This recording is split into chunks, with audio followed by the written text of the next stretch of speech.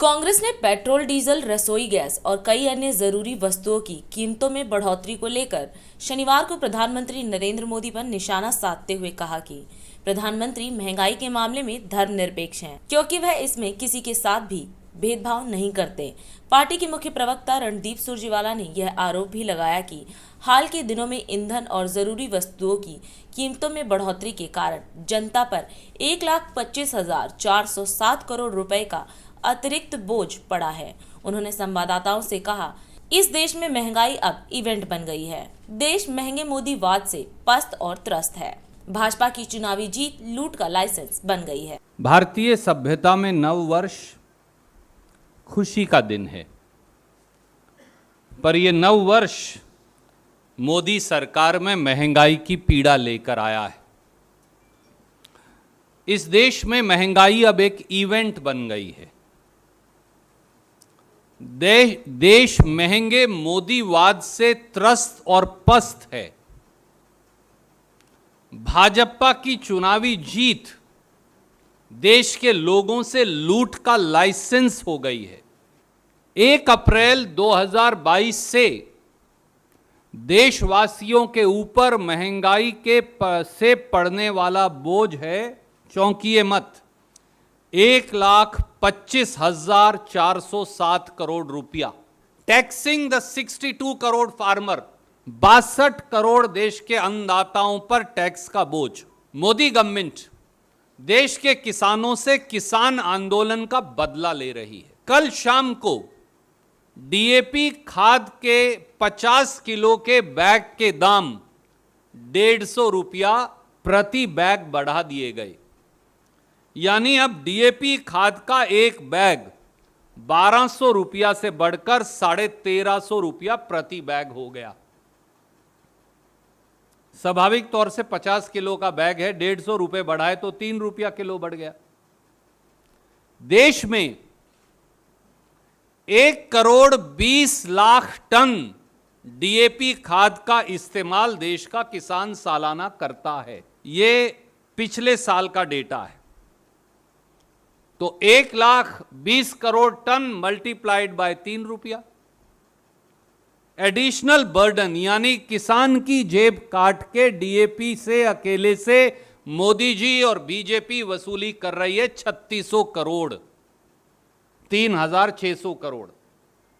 NPK के 50 kilo के एक कट्टे का दाम, एक बैग का दाम 1290 रुपया से बढ़ाकर कल 1400 रुपया कर दिया।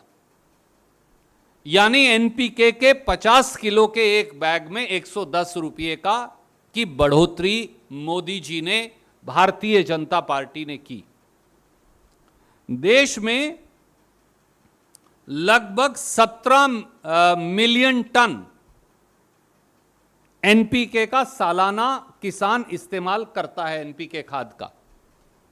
तो बढ़ोतरी हुई 2 रुपया 20 पैसे प्रति किलो, जब 110 रुपया 50 किलो के बैग में बढ़ाएंगे तो बढ़ोतरी हुई 3,740 करोड़, 7,340 करोड़ रुपया की वसूली अकेली डीएपी और एनपीके खाद में बढ़ोतरी से इस देश के 62 करोड़ अन्नदाताओं से मोदी सरकार ने कल 1 अप्रैल से लागू कर दिया।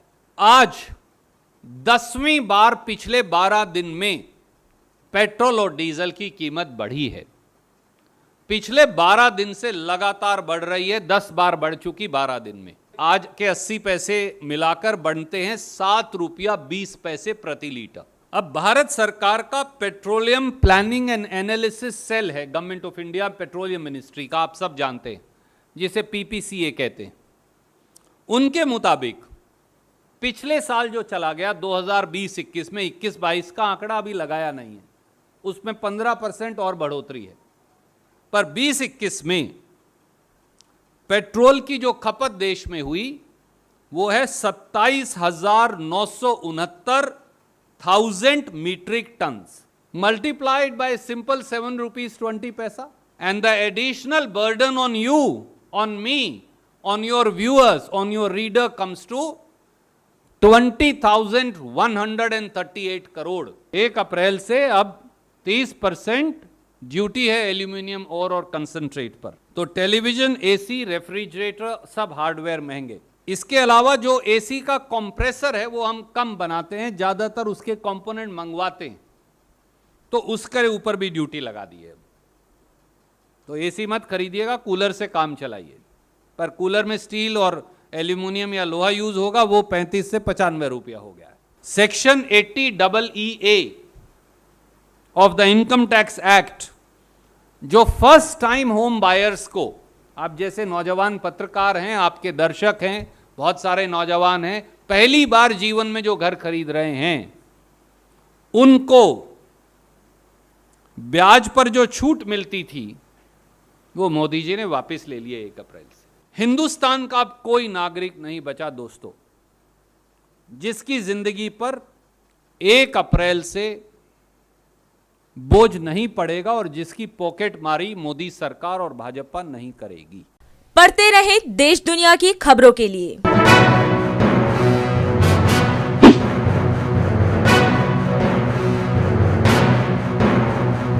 26वें वर्ष में आपके लोकप्रिय समाचार पत्र इंडिया दर्पण का प्रवेश। आप देखते रहें अपने क्षेत्र की खबरें।